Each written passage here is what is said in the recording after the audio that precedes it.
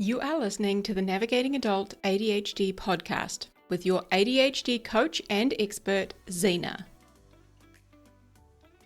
Hello, my friend. Welcome back to Navigating Adult ADHD. Oh my gosh, I am so happy to be here with you all today. Why? Because I have heard from a lot of you podcast listeners over this last week, and I just love that. Just knowing that you're listening, and you know the things that resonate with you. Somebody actually shared with me today how they listen with their daughter, and their daughter also has ADHD, and she loves it when I giggle. And I was like, I giggle? Oh wait, there it is. I didn't even know that I did that. And yeah, I just thought that was super cute. So thank you for sharing the podcast love. I always appreciate that. And if you are enjoying it, I would love for you to leave a rating and a review and tell us what you are loving and enjoying about the podcast. It does help more of our community, other people with ADHD, to find us. So I really appreciate it every time you guys do that, every time you share the love with me. Thank you, because I also get the dopamine boost, and I love me some dopamine.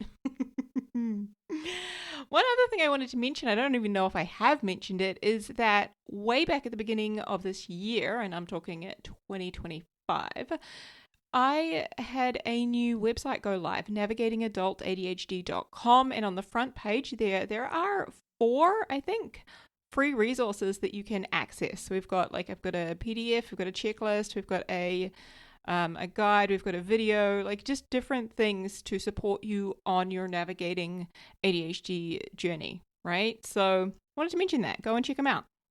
So today we are talking about 2 very simple tools that I got to admit, like when people tell me these things, when people say things like, oh, just go walk it off, or like, take a deep breath, right? When people say shit like that to me, I get pretty pissed. I roll my eyes, I get annoyed, I'm like, whatever, right? That just doesn't help. But here's the thing, my friend. The 2 things that I am going to share with you today have actually helped me hugely. Like when I think about the compound interest, when I think about how far I have come, when I think about how long I've been practicing these 2 things and using these 2 things, I think so much has changed, especially when it comes to emotional regulation, experiencing more calm, being more regulated and less dysregulated. Man, that was a sentence. So I just want to start out by saying, yeah, these 2 things kind of annoy me and piss me off a little bit, but I'm not going to give you a lecture today about why you should use these 2 things, okay? And don't worry, I'm going to share them in a minute, right? Because us ADHDers, we don't need any more shoulds. I'm not going to tell you why you should do these things. Instead, I'm going to share my own experience. I am going to share the huge and really life-changing ways that these 2 things have helped me. I'm going to share the science, the actual science behind these 2 things that explains like what they do and how powerful they actually are. Right? Especially when it comes to emotional regulation, to getting ourselves out of the fight or flight state and being able to experience more calm, more ease, more joy in our lives. Okay? And let's be honest, we all want that, right? And I'm also going to share with you how you can sneak these 2 things into your day without having to add any more to your to-do list. Okay, how we can just make them super easy, super simple, super fun, like very doable without you needing to magically find more hours in the day. Because let's be honest, like we've all got enough on our plates, right? So, you ready? So, I'm going to call it a tool because the way I use it and the way it has helped and changed my life is like literally like a life-changing tool, okay? But the first one is walking. Okay, stick with me for a minute. Like, let me just give you a bit of background. Okay, so walking, especially in nature and getting sunshine where possible, right? Walking helps us to boost dopamine, serotonin, and norepinephrine, right? That's a fancy way of saying adrenaline, right? However, those are the 3 things that us ADHDers have got a little bit less of happening in the brain. So when we can increase the levels of that, it helps us to feel better and to be able to get our brain to function and do what we need and want it to do, right? So straight away, we help our brain produce more of those brain chemicals simply by going for a walk, okay? Especially when we're walking in nature. Being out in nature, like any green space, like it could be just at a park, right? Just a green area, a park with some trees, like it could be, yeah, you're on the beach. It could be that you're in the mountains, wherever you are, right? But even just like walking around like the farm, right? When we're in nature, it helps us to lower our cortisol levels. And cortisol is like the stress hormone, right? So it helps us to lower the stress that our body's experiencing. And it's proven to help with our attention, all right? To help us with focus and attention, right? If any of you have experienced EMDR, right, it's a type of therapy, or rapid eye movement therapy. It was actually discovered whilst out walking, because when we are walking, we are rapidly moving our eyes and like scanning and looking at lots of different things, right? So there is this very therapeutic thing that actually happens when we're out walking. Now, movement also helps to regulate, right? And us ADHDers, we like the word regulate. We need some more of that, right? Movement, right, going for a walk helps to regulate our nervous system. You can kind of think of it like shaking off stress. You know, when like a dog gets out of like the pool or wherever he's been swimming, right? He gets out and he like shakes it off, right? It's the same for us when we go for a walk, right? Any form of like moving our body that we enjoy, but specifically walking, right? We're shaking off that stress. Now, the sunlight also helps to trigger the vitamin D production, which helps with our circadian rhythm, right? So getting sunlight helps our bodies when it comes to sleeping. Circadian rhythm is all about like our sleep cycles. So it can really help us with better sleep, right? Sunlight helps with the production, again, of dopamine, of serotonin. It helps us with like focus.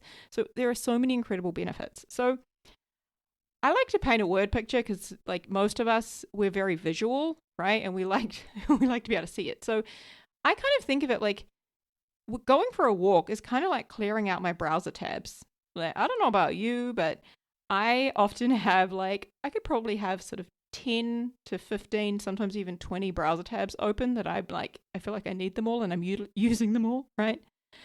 But going for a walk is kind of like clearing out those browser tabs. You're not closing all of them, but you're closing enough just to make things work way better, all right? Much quicker, much more streamlined. There is so much research out there that says if you go for a walk, you are reducing stress, right? The research shows and proves that. When we go for a walk, when we get out of our environment and we just move our body, right, we are reducing stress. And what it does is it brings about the parasympathetic nervous system response, which I'm going to actually explain and talk a little bit more about shortly, okay? But what it does is takes us out of that fight or flight place and puts us back into what's called the rest and digest state, where we our bodies can be more calm, we can be more regulated, right? So going for a walk, right, reduces stress, right? It will induce that parasympathetic nervous system response, meaning again that you can calm your body down, calm yourself down, and help to regulate your emotions, okay? But the tricky thing with this, right, is that society has really designed a world where we all sit in these concrete boxes, like office buildings. We stare at a screen all day, right? And we use a car to drive to and from. So there's not a lot of moving our body. Whereas rewind not that far back, before we all had cars and we all had to work in office buildings, right? There was a lot of natural movement that we would do. I'm actually going to share an example about how when I lived in London and I didn't have a car and you used public transport, I had to walk everywhere. It was actually very good. But again, society has unfortunately kind of been designed in this way in which we don't get a lot of movement in our day, and we actually have less and less walking than we used to have. But again, the research clearly shows that when we do get outside, especially if we can get out into those green spaces and out in nature, when we do go for a walk, it helps us to regulate. It helps us to de-stress, to process our emotions, to power up our brain so that we've got, improved attention and improved focus. So on a personal note, I have shared this before on the podcast many times, right? I walk every single day and I walk 10,000 steps a day, sometimes more than that, but that's what I aim for is 10,000. Now, I am not by any means saying that you should start doing that, that you need to do 10,000 a day. No. So back it up, okay? But I started doing this, I think it was roughly back in June of 2023, I want to say. My partner and I had just been on the Gold Coast, and where we were staying was about like a 10-15 minute walk to kind of the hub or heart of the city and the beach and all of that. And so we were walking everywhere. And so I started kind of paying attention to it because I'd been thinking about it, and I'd been doing a lot more, kind of paying attention to the steps, but I wasn't doing it consistently every day. Okay. Now don't worry about the word consistently at all. Like, chuck that shit out the window. Okay. However, I was on this holiday. We were like doing at least 10,000 every day. And then I was like, okay, cool. I feel pretty good. I feel, of course I'm on holiday. I'm going to feel good. But then I was like, I want to keep this going when I go home. Right. And so I just did. I just kept doing it. And then I ordered this little fitness tracking band thing. And, I started literally tracking the steps. But here's what I have noticed. Okay. I now handle stress way better. In fact, I get much less stressed.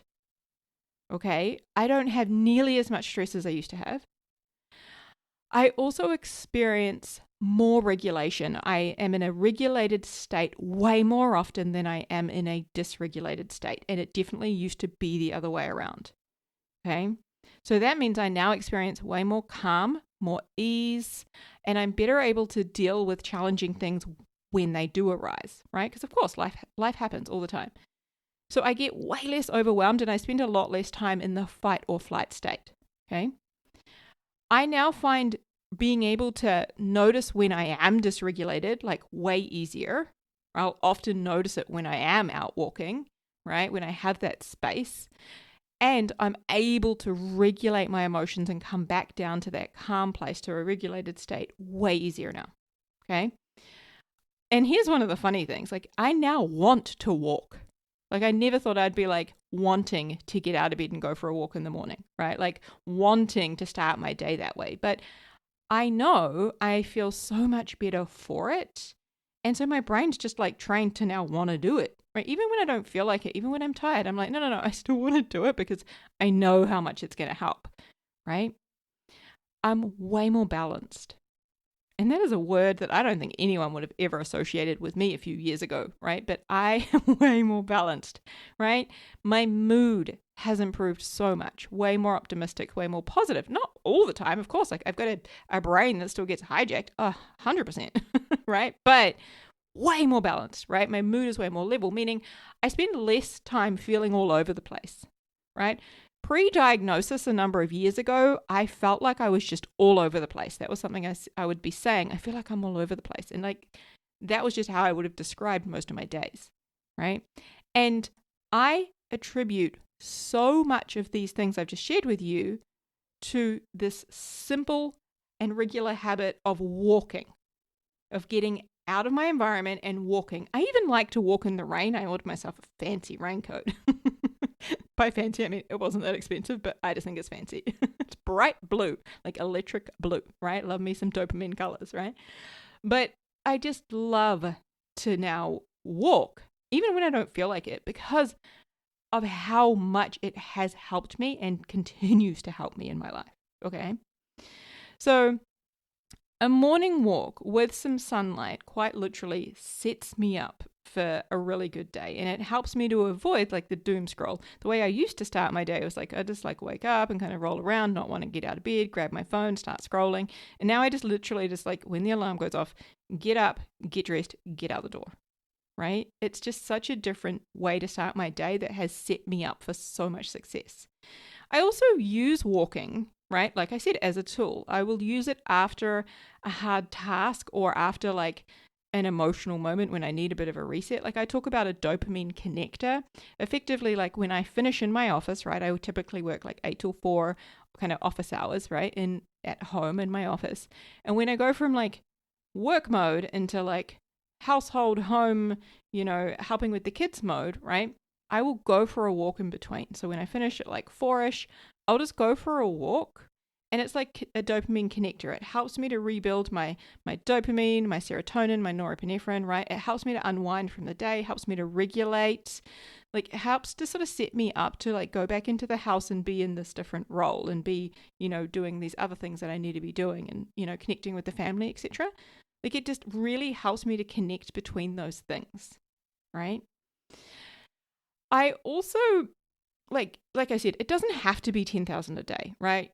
The 10,000 that I do a day, right? It doesn't have to be like that at all. I also just like pace around the backyard in between coaching calls, in between appointments. Like I will just literally like walk around in my socks on the grass. I probably recommend taking the socks off when you can, but it's been cold lately, right? I'll do that. I will also, like, to make it super simple and super easy, right? Here are some other things that I do that I want to invite you to do or play with, right? I will like walk while I wait. So for example, when I go see my chiropractor, I will walk in the in her room. Once I go into the room and she's like in a different room and I'm just like waiting for her, I will walk circles around her chiropractic table, right? Or sometimes what I've done is been like, if there's no one else in the waiting room, like I will just walk in and out from the waiting room and then come back down into the appointment room and like walk a circle and then go back out and come back, like literally just walking around. And I'm just like, hey, I'm just getting my steps in. And they're like, oh, good. And sometimes like somebody might chat to me on reception or whatever. Like they just don't even care. Nobody cares, right? I have walked at the airport before, like many times. So when in the airport, when you're waiting for your flight, you've got like so much waiting around in an airport because you need to get there early and all of that. Like literally, I just walk around. When we're at the boarding gate, I'm like walking around all of the people. There's so much to look at, all these people. It's so interesting, right? Walking around the airport terminal, just like wandering, like you get a shit ton of steps in, right? When I'm at the doctor's office waiting for the doctor, I'll be like, hey, I'm just going to walk around out front here, like where they can see me through the window. Can you just like yell when the doctor's ready? Because doctor's always late, right? So I'm just like pacing around, right? When I have a break, especially if I've been sitting all day, right? I actually did it right before I recorded this podcast because I'd been sitting all morning. And then I was like, I actually want to go for a walk before I record this. Kind of like, again, it's like that dopamine connector between having coached my clients to coming here to like chat with you and record this podcast. I was like, I'm just going to go for a walk. It's like literally a 6-minute block. I was like, it's just 6 minutes. I'll just do that, right? Go around the block, come back. And it's just when I have a break, it's so good to, instead of be sitting again, like get up and move my body. I know I'm not going to feel like it. Like typically I don't always feel like it, but I just know how good I feel. So I just do it. Right? So when I lived in London, this was so fascinating to me. Like when I lived in London, right, I had no car, walked literally everywhere. You walk to the supermarket, you walk to the corner store, you walk to the train station, catch the train, and then you walk from the train station to your job, right? Like you walk everywhere. And then like you're walking through the beautiful big parks that they've got there. Like even at the weekends, like on the weekends, I could easily rack up 20, 25,000 steps because you're walking all over the city, like looking at these different places, all these different things, right? Walking a lot because you get lost. That happened heaps, right? But one of the things that I know now, like as I have reflected on this, is how that compounded over time. So initially London was terrible and awful. And then when I sought help and I got coaching and like started to like turn things around and experience something completely different, I was like walking even more. And over time that compounded. I didn't realize it, but how much it helped to improve my mood, right? To the point where I actually fucking loved London, and it was like one of the best times of my life, like, on the other side of the world, like not knowing a lot of people, but just really getting to know myself and having this incredible time. My mood improved, right? My sleep improved. It was wild because I remember I started to need less sleep, right? So many things just were way easier, like being regulated, not in a fight or flight state. Just I experienced so much more of that. And this is way before I even knew I had ADHD, right? So again, walking is something you can sneak in, right? You don't actually need more time. You can just sneak it in, right? Like literally when the jug is boiling, I will just walk laps around the kitchen counter. I don't care. Like I'll just walk laps around the kitchen counter when the jug is boiling. And another example of this is like going to the supermarket, and rather than getting like a little trolley, if I've only got like a few items, I'll just carry a basket, right? Because it's just like a little bit of weight. It's just a little bit harder, right? Just like something simple that is like actually impacting the amount of movement and exercise and physical activity that I'm doing, right? Sometimes I'll just walk up and down the stairs. We've got some stairs in our house, and I'll just walk up and down them just twice instead of once, right? Just those silly little things. Like, we've heard that one before, like take the stairs instead of the elevator. Like, when we're intentional about this, it's surprising how much additional movement we can get and how many extra steps we can actually get in our day. And that's why I love to track it personally. Right. And if you're like me and you like to have a little bit of competition, if you like to track things and kind of know what's happening, then you can literally just if you've got your phone with you, your phone will count your steps for you. You can get fitness bands that are cheap. Like mine was I don't know, $50-$60, really cheap. Right. And it's not I deliberately have one of those ones that doesn't get the whole phone call texts connect to your phone thing, because I was like, I don't need no more distractions. That's for sure. Right. I literally just use it for steps. It also does sleep and heart rate and stuff, but that's it. I just want the steps. So it just, even if you figure out what you're doing now, so say you're doing prior to tracking this, when I first started looking, I was only doing 2,000 to 2,500 a day on average, because I'd sit in my office most of the time, right? But when I first started, I was like, okay, cool. So I want to go from that to 5, right? I don't necessarily encourage you to double it, but just increase it, add another 1,000. See if you can hit that and kind of keep doing that for a few days. And then okay, what if we add another 1,000 to it? Go from 3,000 to 4,000. I just found that tracking element, because our brains often get motivated by that novelty and that competition, right? And then it's our creativity comes into it, or mine sure does, when it comes to well, how can I get some steps in today when I'm not going to have as much time to be able to walk or what have you? It's literally, like I said, doing laps around the kitchen counter when the jug's boiling and shit like that, right? So it does really, you can get it to appeal to the ADHD pretty quickly. At least I've found that, and I hope you do too. But like I said, it annoys me, right? It annoys me how much it helps to reduce stress, right? We're talking about just walking. Right? It annoys me how much it helps to regulate emotions, how much it can improve your mood. But really, honestly, my friend, it is that simple. Annoyingly so, right? All right, so let's talk about the second one. So the second tool, the second simple thing that has been life-changing for me is breathing. Okay, now wait. Before you slap me through your phone, right, reach through and slap me, because look, I'll be honest, when my partner says to me, just breathe, right, what do I want to do? I want to slap him, okay? Hear me out for a second, okay? When we are dysregulated, we're in fight or flight, okay? And what happens? We start breathing quicker, breathing shallower, meaning we don't go very deep with our breath into our belly, right? It just at the top there. And that, when we're doing that, when we're breathing quicker and shallower, that sends this message up to our brain that says, yo, we're in danger. Shit's hit the fan, okay? And this makes functioning as an adult, right, whether it be working, parenting, all the things we got to do, so much harder, okay? When we're in the survival mode, our brain is simply trying to survive, not thrive. No, it thinks, hey, we're in danger, hence the rapid breathing, okay? So, using a breathing to communicate to the brain that we are not in a life or death situation is super simple, super easy to do, and can make a world of difference, okay? So, let me give you an example from last night. Yes, I always have an example. So last night, I got an email about 8 o'clock at night, right? And to be fair, I should not be checking my emails at 8 o'clock at night, but I do, right? I'm sitting in bed 8 o'clock at night, and I read this email, and I get dysregulated, right? This email is just a real basic email, but there was something in it that I was like, oh my God, I forgot to do that. That's so important, blah, blah, blah, right? I'm immediately dysregulated. Now, in that moment, right, my brain did not know the difference between reading an email in my warm, cozy bed and being chased down the street by a lion that had escaped the zoo.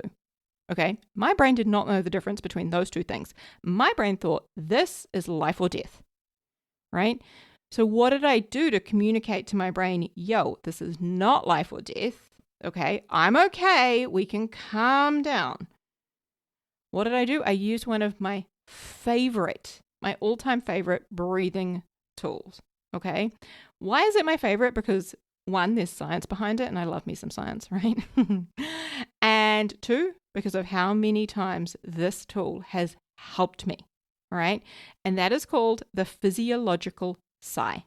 Okay. And if you're a fan of like Andrew Huberman and the Huberman Lab podcast, he talks about it and uses it all of the time, right? And there's actually a clip, I'll link to it in the show notes, of him talking about the science behind it. I think he was interviewed on another podcast, and there's this like little 5-minute clip where he demonstrates it, talks about the science behind it, and I'm always sending that to people when I teach this tool, okay?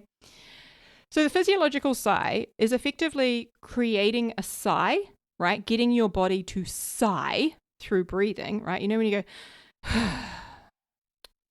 right? Like that. That is a sigh, okay? You can't do that when you're in danger, right? Like if you are literally being chased down the street by this lion who's escaped the zoo, you can't just sigh, okay? Your body can't do it because all of your breath is being used so rapidly, you just can't do it, okay? So when we do that, when we recreate that, we're communicating, yo, we're not in danger, take it down a notch. It's okay, calm down, okay? So what we do in order to use the physiological sigh is we do a double inhale followed by a long exhale. So we do an inhale through the nose, preferably, right? And we do a long inhale with a little bit of air on top. So it goes...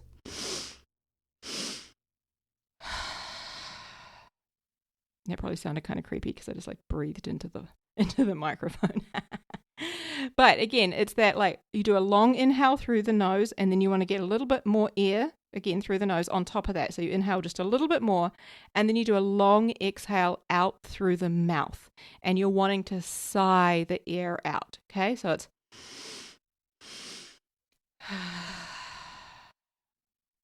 hopefully not as creepy that time as you knew it was coming.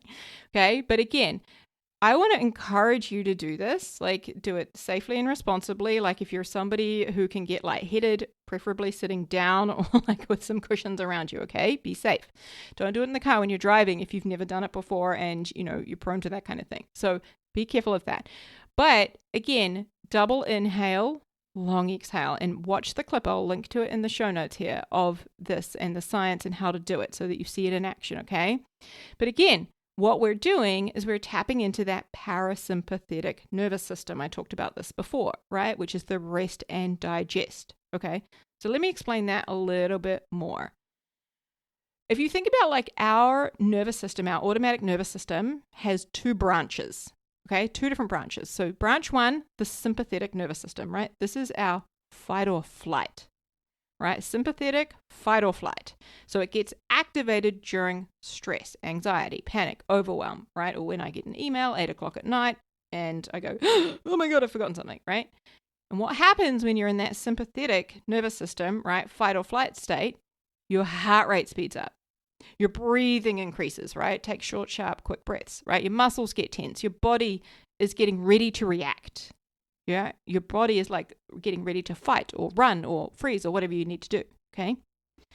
So the other branch is called the parasympathetic nervous system, right? This is the rest and digest mode. This is where we want to spend more time, right? It's where we slow things down, where our heart rate is slower, where our breathing is longer and deeper and slower, where our muscles are more relaxed, right? And it brings our body back to that calm, safe state. Right, where we feel safe, okay?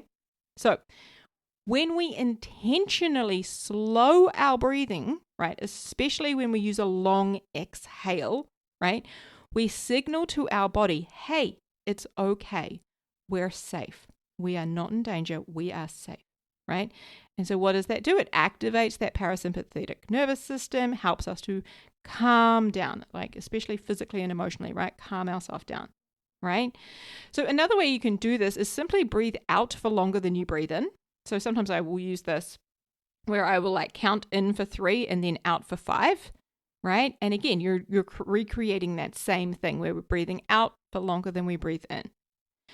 So there are multiple studies, right? Multiple research studies that show how slow breathing improves our heart rate, it reduces stress, and it helps to regulate our emotions, right? And we want more regulation, right? So again, if you were to think of it like your body has got 2 different modes, right? One's like a superhero, right? Ready to fight danger, like the fight or flight. And then the other is like a cozy, warm blanket that just helps you to chill out and feel safe, right? That's the rest and digest. So when your breathing slows down, right? Like if you say, for example, if you're blowing bubbles, right? Or pretending to blow up a balloon, right? Your body switches to the cozy blanket mode, right? It's telling your brain, hey, we're safe. It's okay. You can relax now. So actually, when it comes to kids and helping them to regulate, right? Getting them to blow bubbles, and don't worry about the kids. Like, we can do this shit as adults. Trust me. I've literally just ordered a bunch of balloons and a bunch of little bubble kits, individual ones, to create little like emotional regulation packs. That's a whole nother episode, okay? But my point is, right, we can use blowing bubbles for our kids or for ourselves, and having balloons and blowing air into a balloon, right? Again, to help communicate to our brain and body, hey, it's okay, we're safe. We can come out of this, fight or flight place.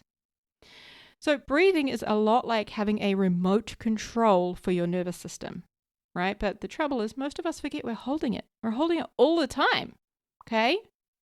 So here are some examples of when I use this, right? When I am doing something scary, like if I'm speaking on a stage, I always get nervous before I go on a stage, like always, right? If I'm speaking in front of a group of people, doesn't matter the size, like I always get nervous. If I'm going live on a webinar, I did one a couple of weeks ago with ADHD New Zealand, and there were like, I don't know, over 100 people registered, right? Still get like nervous ahead of that, like might get anxious, right? I use the physiological side. I use these breathing techniques before I do that, and sometimes even during, right? I also use it like during or after a heated conversation with my partner, okay? So when I'm able to slow my breathing down, it helps me to widen the gap between reacting and responding, right? And being more deliberate in what I want to do there, right? Now, here's the thing, right? We're talking about breathing. We're breathing all day, every day, right? We can do this anytime, anywhere. Driving in the car, right?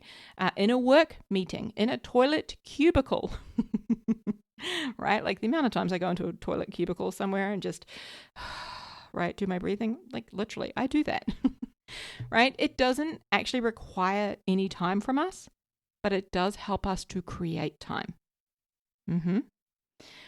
So when my brain is on fire, right, my breath is the fire extinguisher. And if I can get out and go for a walk and be in nature at the same time, that's powerful, right? It feels like too easy to work.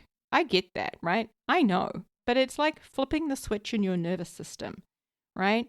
One deep breath doesn't fix everything, but it does open the door. It does start the ball rolling, right? So why do these things work for ADHD brains? Because ADHD is a nervous system regulation issue, right? We experience a lot of time dysregulated, right? That is when our nervous system is dysregulated, right? It's not an attention problem. It's a nervous system regulation issue, okay? And also these two tools, right, regulate the foundation, right? And when the foundation is calmer, the symptoms are so much easier to manage. Right? When we use these two things, we get access to thriving because we spend so much more time in a regulated state. Okay? Now, I'm not saying that walking and breathing replace medication or therapy or coaching, but instead they amplify the benefits, right? I think that these are two of the most powerful tools that I have on my tool belt, right? And I still roll my eyes when someone says, just go for a walk, right? Like, or just breathe, right? I roll my eyes, but I roll them while I put on my shoes or I roll them while I like take a deep breath, right? These two things, they're free, they're fast, they're available anywhere, which makes them annoying and kind of magical. All right, my friend, play with these this week and I would love to hear what you discover. Come and share with me. Come and hang out on Instagram, navigating.adult.adhd. All right, huge love. Take care out there, my friend. I'll speak to you next week. Hey friend, if you want some more help navigating and thriving with ADHD and some help applying everything that you're learning here on the podcast, then head over to our website, navigatingadultadhd.com.